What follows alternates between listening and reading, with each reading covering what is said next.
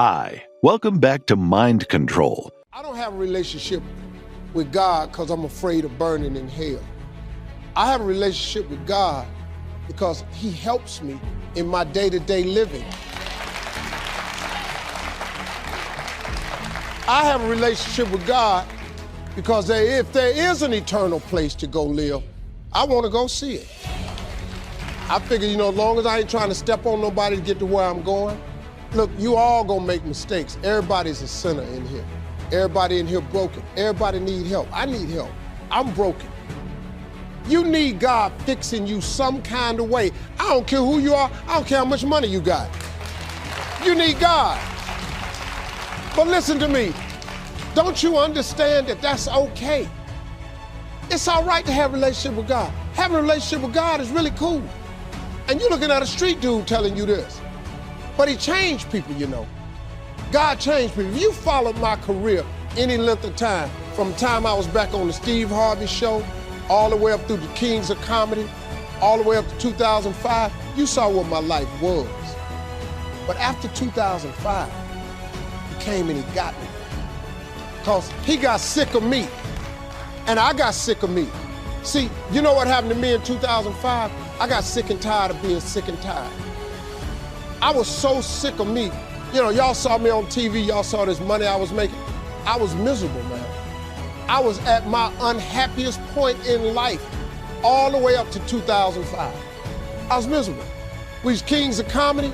The only time I had a good time was when I was on stage. The only time I had a good time, I was in front of the camera. I was with Sid and the boys, we was performing. When I got off that stage, my life was miserable. I was in a pain you would not believe. I was in an abyss, man. I was in a dark place. How in the world did I get here? I got here because of God's grace. My plight had overtaken me, and I was about done. But right when you think you're about done, don't He always show up? Can you name me one single thing God ain't brought you through? Can you name it? If He ain't brought you through it, He's currently pulling you through it right now. And you know how I know that's real? Because you're sitting in here. The God I serve, you can't put no limitations on Him. If you just get out the way, He can show you something. He do miraculous things all the time. Why would you not want one of them miracles to happen for you? I'm sitting here, for me to be here today, the dude that I was, it's a miracle. We pray little prayers. We pray stuff that we see a way to get. You supposed to pray for stuff you can't see no way how you can get it. God is in to make your dream come true business. God is in to get your life together business. God is in the forgiving business. Don't let nobody fool you, man. Don't let nobody fool you. Don't forget to pray. Don't be ashamed to pray, and don't ever be too proud to pray, because prayer changes things. Prayer changes people too. God said, I got 7,000 that I could use. I choose to use you, but I got 7,000 who are doing what you're doing. But just because they don't do it exactly like you're doing it, how arrogant of you to think that you're the only one right and the only one left and the only one I'm talking to and the only one sincere and the only one going to heaven. Your perception is off. Seer, you can't see correctly. You've gone blind. If there were only one thing that we could heal today, it would be the blindness of leaders who think they are the only ones left. And now they're in this predicament, and he's come to this point, and he's up under the juniper tree, and the real truth of the matter, he's tired. And when you get tired, you get cynical and critical and evil, and you think you're called to be the police of the church and straighten everybody out because you're the only one left. And really the only thing wrong with you is that you're tired and you're burnt out, and your love is gone. Your love is gone. Your love is gone. And you're representing a God that is love, and you have no love. And he's gotten up under the juniper tree, and he's exhausted, and he falls asleep. He needed some rest. He needed some time off stage. He was burnt out. He didn't know it. He'd been running like crazy. You got to be here at 4 o'clock. You got to be there at 7:30. Hurry up and get dressed, honey. I'm waiting for you in the car. Hurry up, get the key. We got to go. Busy, running faster than horses, chariots, and fire, going at it. And now he's up under the juniper tree, and he's worn out. And God has to send angels to minister to him. God has been a feed and he has not been fed. He is a feeder who has not been fed. Oh, I'm fed, bless God. I spend 5 days a week studying the Word of God. Just as you're studying the Word of God, that means you're being fed. Because a lot of times you're studying the Word of God to feed somebody else. You're cooking, baby. You're not eating. Everybody else is being fed. Can you imagine how they left Mount Carmel talking about, woo, glory to God, woo, woo, woo, woo, and people just go home all excited. And the man of God, look at how different. They come off the mountain excited about God. He comes off the mountain exhausted. It costs you a lot to be available to people. Yeah, and blessing people and them leaving refreshed and excited costs you a lot. And it is so crazy because the more effective you are at sending them home blessed and motivated, excited, the more likely you are to go home depleted because you gave them your courage. They left encouraged. You went home discouraged because they got all the milk out of you. When I was facing some challenges, I had a guy say something to me, and I suggest this is one of the first things that you want to do when you're facing a challenge. You want to get unstuck. Evaluate where you are. Look at it. Assess yourself. Assess yourself and assess the situation. What brought you there? What role did you play? Earl Nightingale had a saying I like. He said, all of us are self-made, but only the successful will admit it.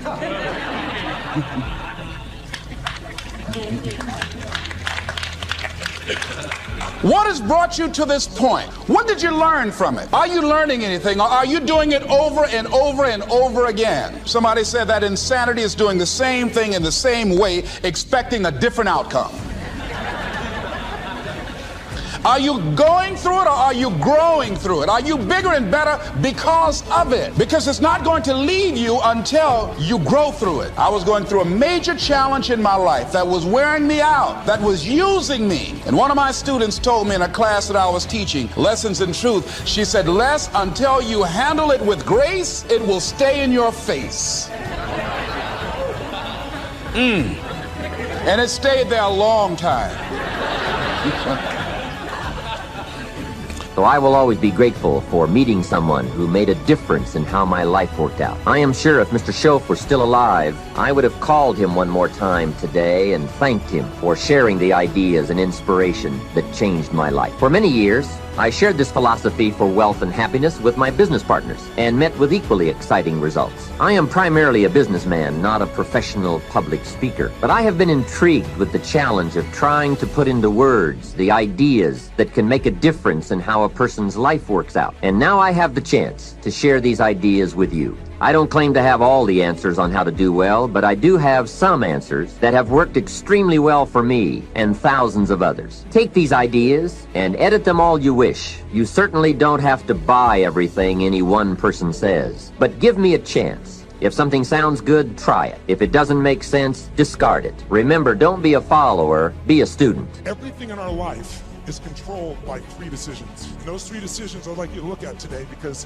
I really want to deliver for you. I didn't come here to do a speech. I love Mark dearly. I really want to serve you, and you all are giving the greatest gift you have, your time. You get your money back, but you can't get your time back. And so I really want to serve you. And I think one of the most powerful things we do to serve you is have you become clear of what the controlling force is that's controlling the quality of your life. And you and I both know it's not the amount of money in your pocket. It's not who you know. It's not even what you've been through. It's really the decisions you make moment to moment about a couple of different things. The 3 decisions I made in that moment that I'd like to pull your attention to just real quick are, in this moment you're making these 3 decisions, by the way. The first one is, what are you going to focus on? And that day, my father focused clearly on the fact that he had not taken care of his family. And whatever you focus on, you're going to feel. In fact, many of us in this room, hope you ever focused on something, you were thinking something horrible was going to happen, you experienced the pain of that failure or that challenge in your life, and then it never ever happened. You've got this experience, say, And if things aren't bad in your life, you can always think of shit that hasn't even happened yet and feel bad in advance.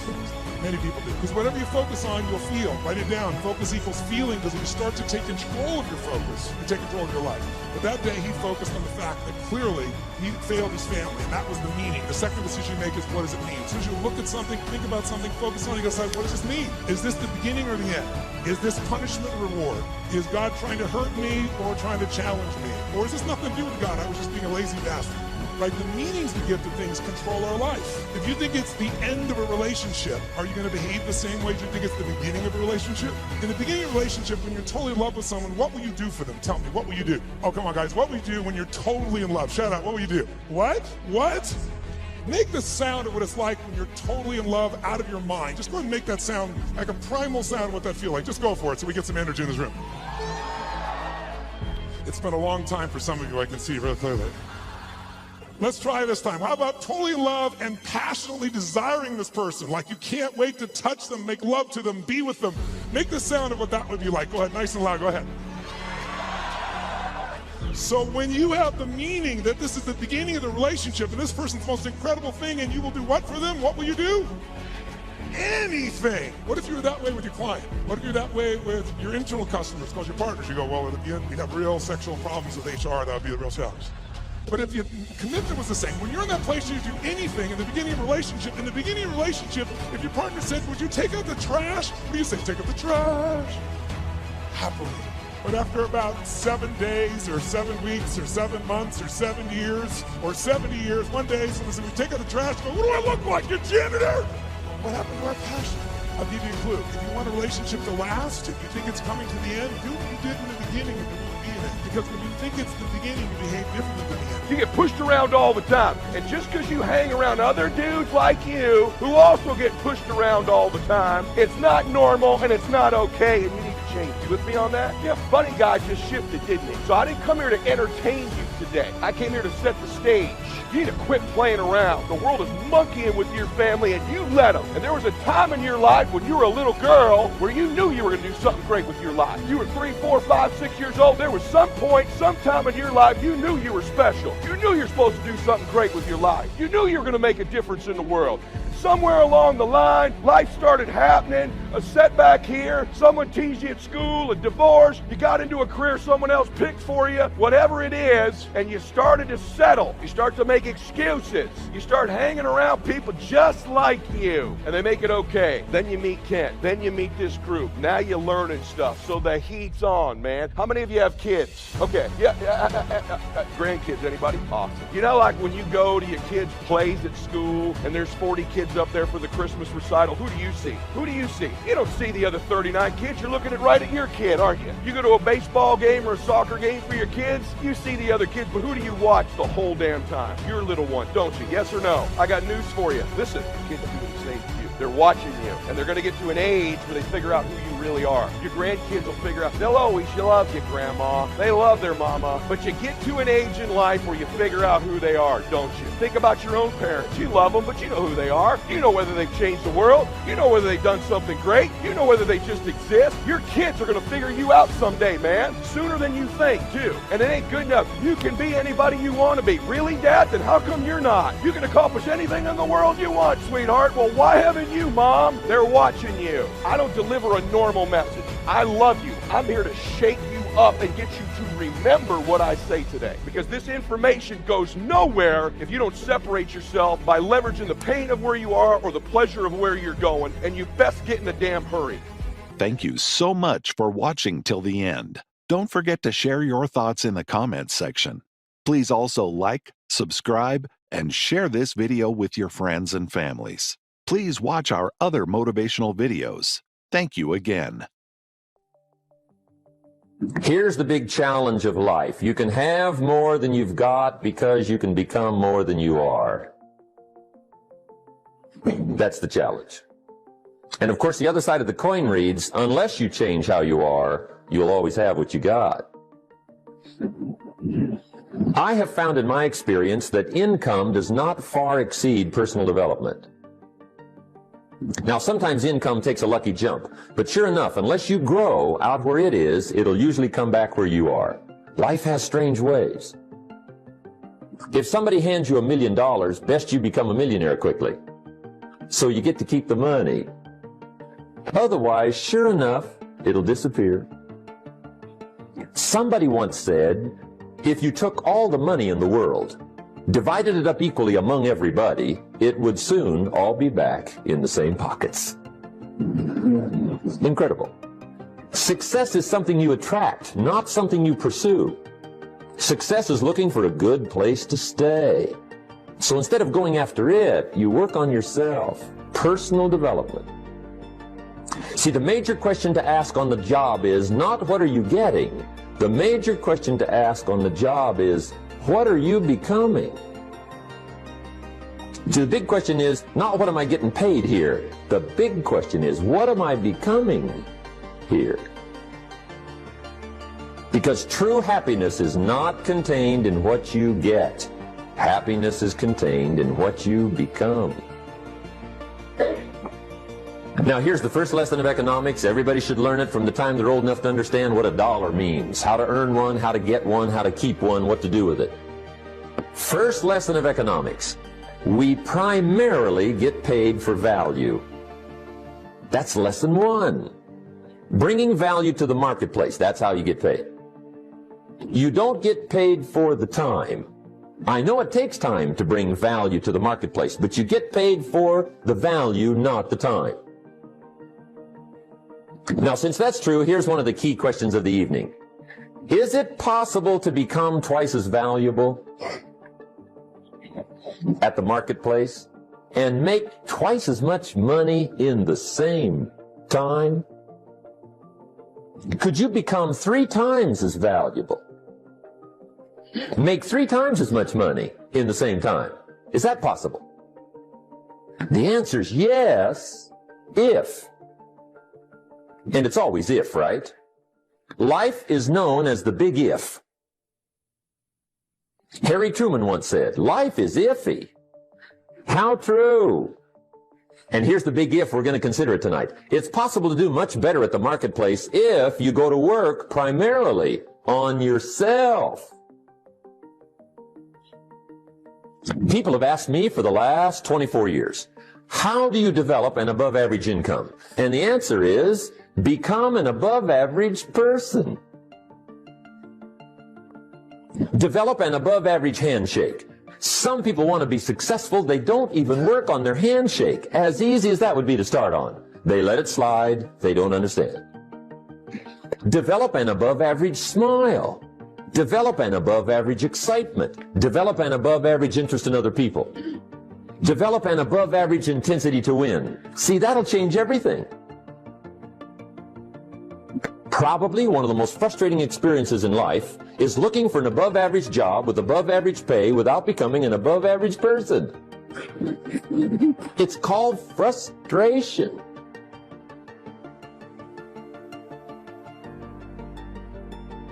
And Mr. Schoaf gave me probably the greatest clue he gave me when I first met him. He said, Jim, if you want to be wealthy and happy the rest of your life, just learn this lesson well. He said, learn to work harder on yourself than you do on your job. For things to change for you, you've got to change. Otherwise, it isn't going to change. And whether I'm talking to high school kids or business executives, my message is always the same. And it goes like this. The only way it gets better for you is when you get better. And see, that's how life gets better for you, not by chance, but by change. Don't wish it was easier, wish you were better. See, that triggered my whole life change. Don't wish for less problems, wish for more skills. Don't wish for less challenge. Wish for more wisdom. That's the key. Take full responsibility for what happens to you. It's one of the highest forms of human maturity, accepting full responsibility. It's the day you know you've passed from childhood to adulthood, the day you accept full responsibility. And another note, learn to reap in the fall without apology. Without apology if you do well, and without complaint if you don't. That's maturity. It's not what happens that determines the quality or the quantity of your life. It's not what happens. And the reason is because what happens happens to about everybody. No different. The sun went down on all of us last night. A common event, a happening.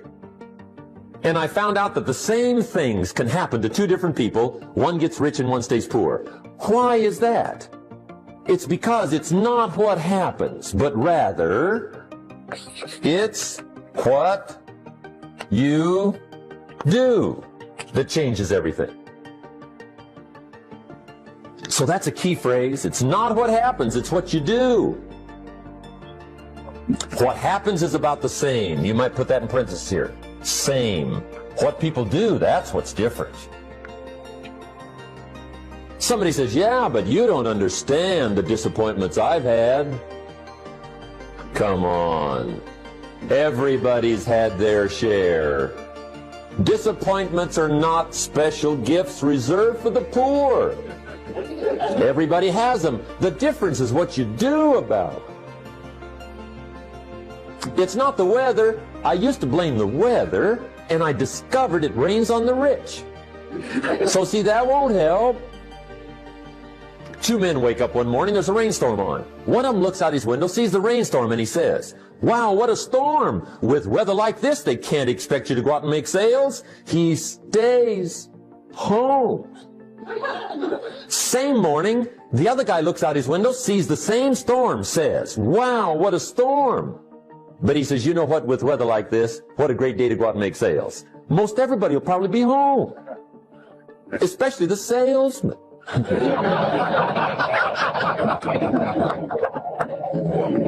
See, that's the difference in how your life works out. It's not what happens, it's what you do. So here's one of the key questions of the evening. Starting tomorrow, what are you going to do that'll make a change in your life's direction?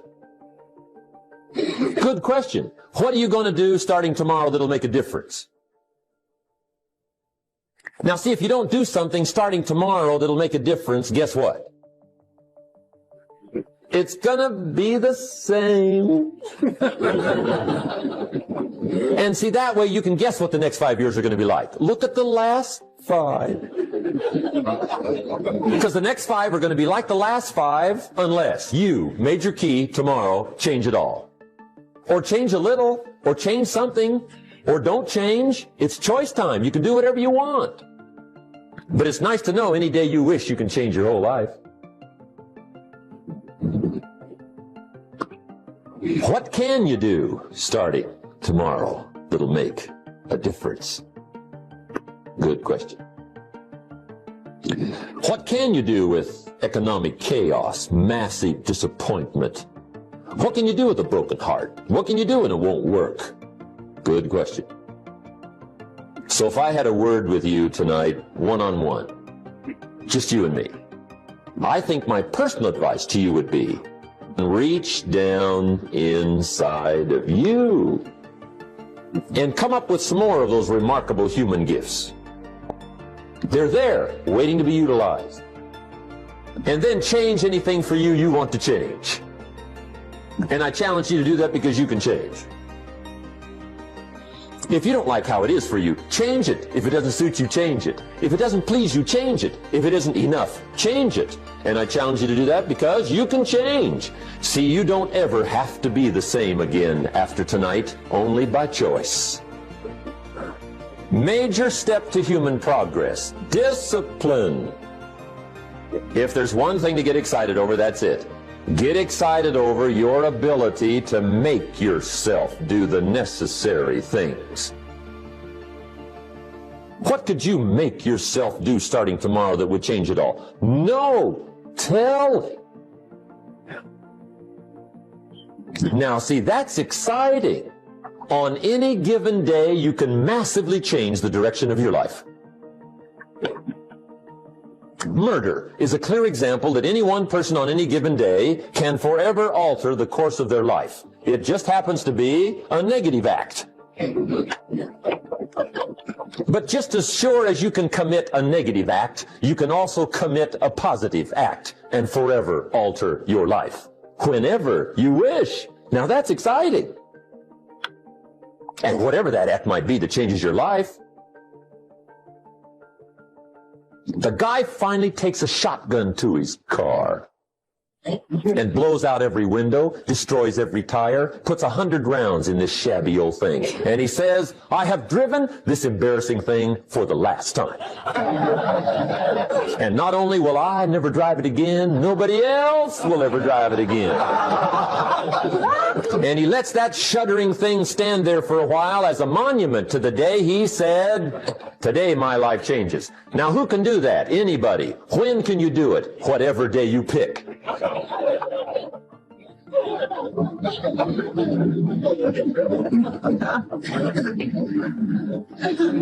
Now here's the key to discipline. Start with the little disciplines, get excited over the little disciplines, and get right on those, because those will lead to the big ones. You can't handle the big challenges in life unless you take on the little ones. Make a list of all the things you can do, get right on those. Find out how things work. The first key to doing better is find out. To change your life, really, you need ideas. There isn't anything an idea can't change. And Schoaf taught me the major problem is lack of an idea, not a problem. At first I didn't have any money. I said to Mr. Schoaf, I don't have any money. He said, that's not a problem. Now see, up until then I always thought it was. Right? I was confused. He said, no, the problem is lack of an idea on how to create money and wealth. It isn't lack of money, it's lack of ideas. So if you get the ideas, so you can change anything. Now to get ideas, you need a constant study of finding out. Now Schoaf also said, when you find out something that works, put the information in your journal. Don't use your head for a filing cabinet. Put it in your journal so that you can do the next best thing. Repetition, repetition, repetition. Go over it. And if you repeat it, go over it, sure enough, someday, some mysterious day, the idea takes root, starts to grow, and shows up in your bank account, and your dress, and your personality, and your lifestyle. But capture the ideas in your journal. Find out how things work. Schoaf gave me this word for my life change. He said, study. Great word. If you wish to be successful, study success. If you wish to be happy, study happiness. If you wish to be wealthy, study wealth. Don't leave it to chance. Make it a study. Some people just go through the day with their fingers crossed. See, that won't do it. You've got to study the things that can change your economic, social, spiritual, personal life. Now, here's a qualifying phrase. And we'll have several of these qualifying phrases throughout the seminar. Here's the first one. You may not be able to do all you find out. I understand that. You may not be able to do all you find out, but you should find out all you can do. See, you don't want to wind up at the end of your life and discover that you've lived only 1/10 of it. And the other 9/10 went down the drain. Not for lack of opportunity, for lack of information. Become a good reader. All of the successful people I know and work with around the world, they're all good readers. Curiosity drives them to read. They gotta know. They just read.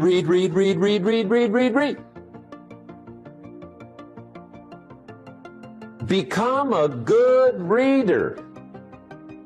Now that's my opinion. Listen to the other lecturers and listen to me and make up your own mind. Don't be a follower. Be a student. Okay? I say, really, for life change, you gotta read. One way to learn is from your own experiences, but another way to learn is from other people's experiences. See, one book might save you 5 years if you read it. Did you know there's books on how to be stronger, more decisive, be a speaker, be a leader, have a better effect on other people, develop your personality? Did you know there's books on that? And people don't read them? How would you explain that? And they can read. Did you know that hundreds of successful people have written their stories in books and they wrote down how they did it and people don't read it? How would you explain that? The guy's busy, I guess. you know, you get tied up. The guy says, well, yeah, you work where I work, but the time you struggle home, it's late.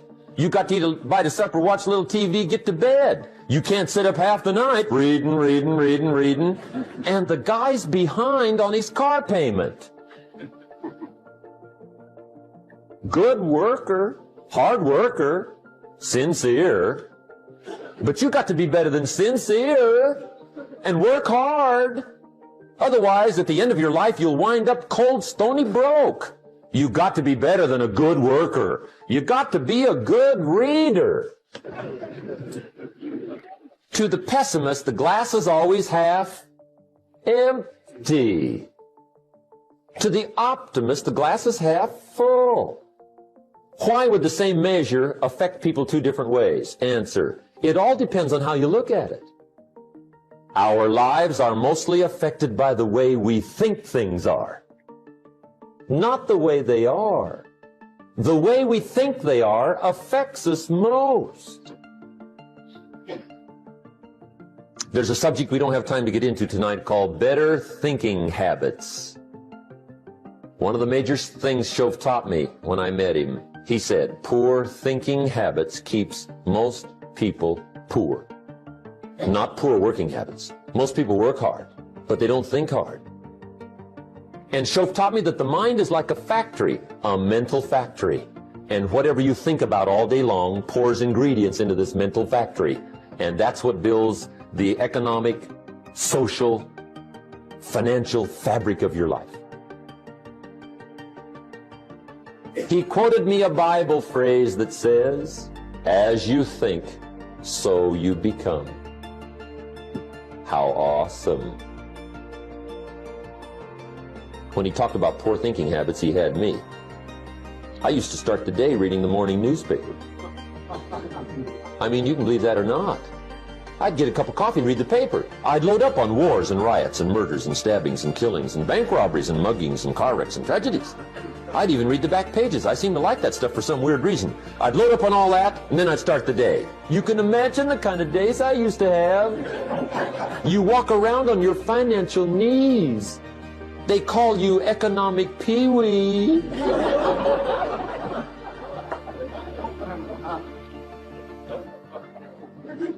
The guy says, I want to be a great leader. Wonderful. The first thing we do is follow him to his house. When we get there, we walk in and check his library. Number one. Somebody says, well, why check his library? The reason is because what a man reads pours massive ingredients into his mental factory, and the fabric of his life is built from those ingredients. You would not believe what some people have got in their house to read. You would not believe. One of the best dressed up words I know for a lot of it is trash. Can you imagine dumping a barrel of trash into this mental factory every day and coming out with a rich, dynamic, positive life? It can't be done. You might as well try making a cake with cement. The kids back in Danbury, Connecticut, high school, they're asking me questions one day. I'm talking to the kids. Kids got good questions these days. One of them said to me, Mr. Rohn, how do you build the good life? I said, it's simple. It's not easy, but it's simple. Here's how you build anything. Select the right ingredients, keep out the wrong ingredients, and it starts with thought. Everything starts with thought. So you must be wise and careful what you think about, because that starts everything. You got to be wise and careful. I asked the kids, what would happen if somebody dropped sugar in my coffee? They said, well, you'd be okay. I said, what if somebody dropped strychnine in my coffee? They said, well, you'd be dead. I said, correct. Lesson 1. Life is both sugar and strychnine. You gotta be careful. I said, what if my worst enemy drops in the sugar? They said, will you be okay? I said, what if my best friend, even by accident, drops in the strychnine? They said, well, you'd be dead. I said, correct. Lesson 2, watch your coffee.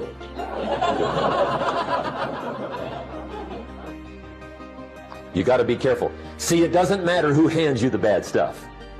It doesn't matter where you get the bad stuff. It'll still do its damage on your bank account, wherever you get it.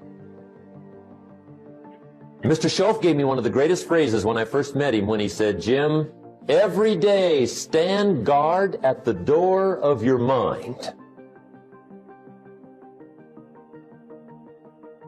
How important. Stand guard at the door of your mind. And you decide what goes into your mental factory. Don't let anybody just dump anything they want to in your mental factory, because you've got to live with the results.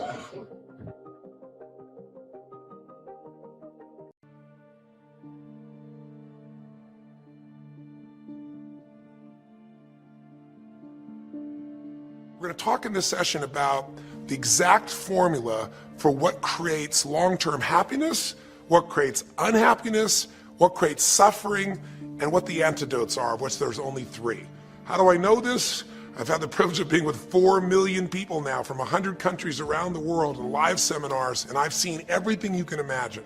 I mean, from the most successful people in the world to the singularly most challenged people you could possibly imagine. I've dealt with people with multiple personality disorders, 52 different personalities, and how to put them back together.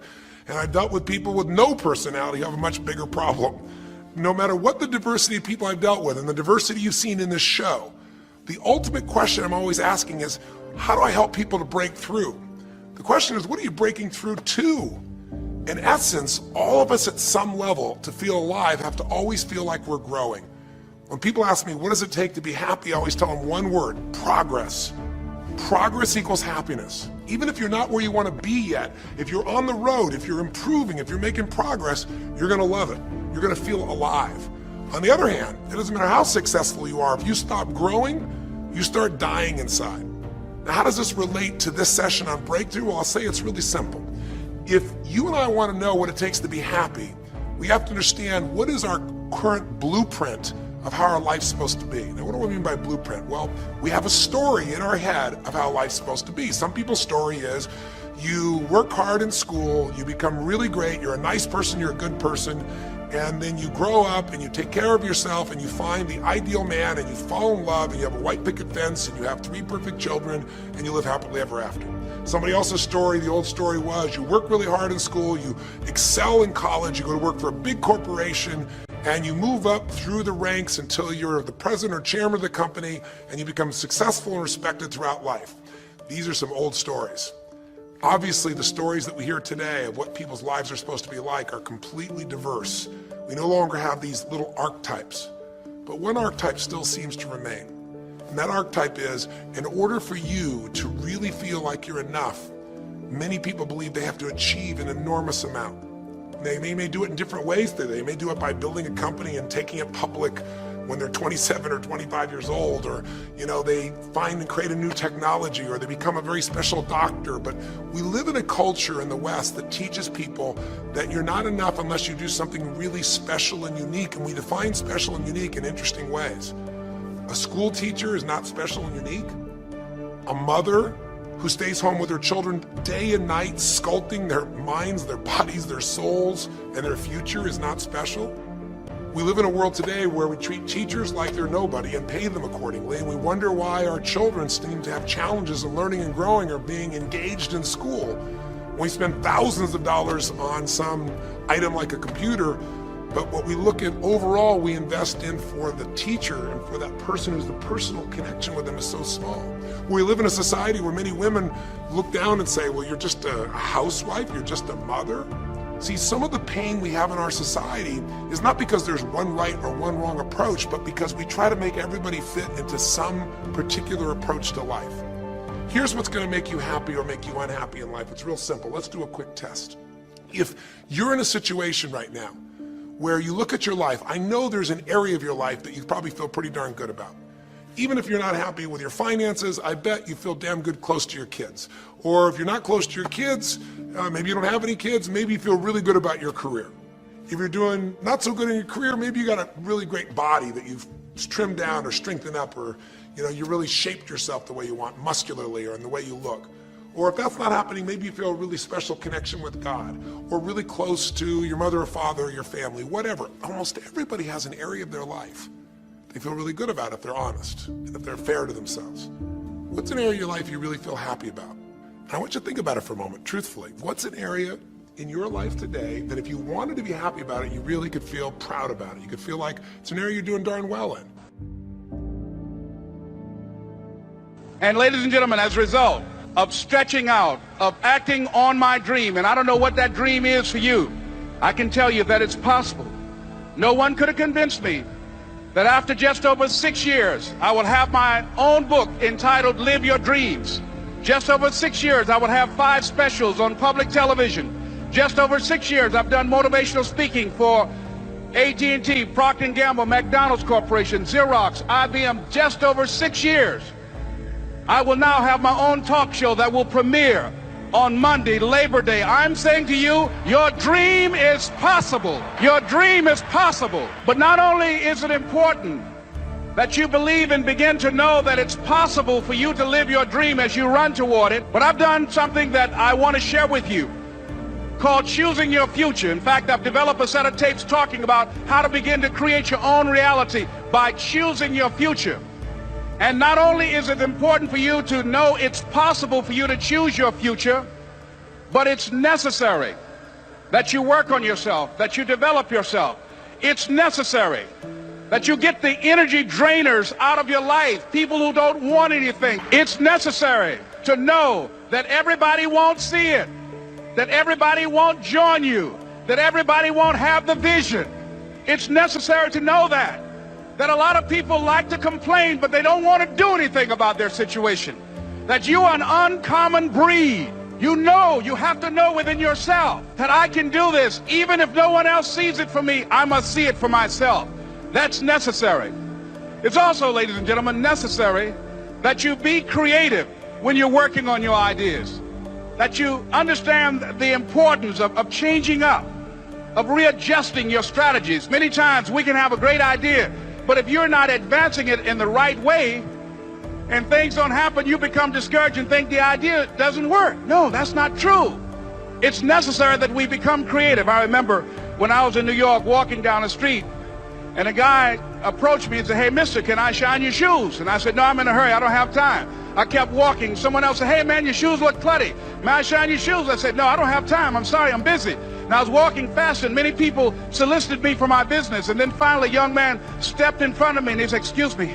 And he started counting, 97, 98, 99, 100. He said, "Sir?" I said, "Yes." He said, "Come here, please." I said, "What is it?" He said, "Today is my birthday. And every year, just to thank God for another year of life, the 100th person who passes my shoe shine stand, I offer them a free shoe shine. Would you give me the honors?" I said, "Why, sure." I got up on the shoe shine stand, George, and I sat there, and he shined my shoes diligently.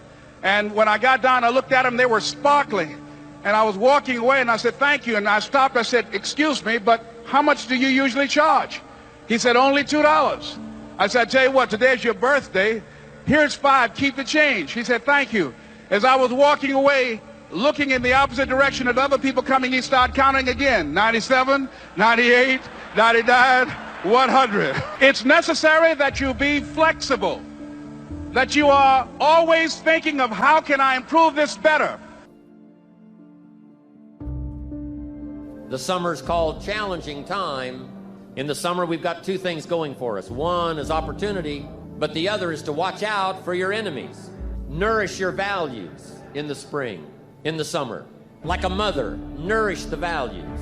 Distributors you've got, make sure that they get plenty of nourishment from you, plenty of training from you, plenty of understanding from you. Don't be short, don't be careless.